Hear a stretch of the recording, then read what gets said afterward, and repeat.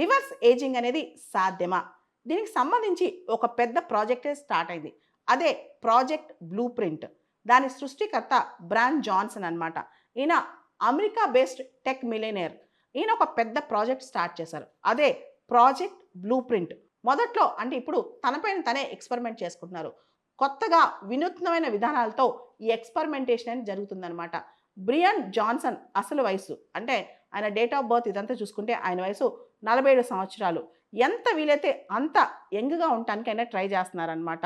దానికోసం ప్రతి సంవత్సరం బ్రాన్ జాన్సన్ దాదాపు $2,000,000 ఖర్చు పెడుతున్నారంట. మన రూపాయలు చూస్తే దాదాపు 17,00,00,000 రూపాయలనమాట.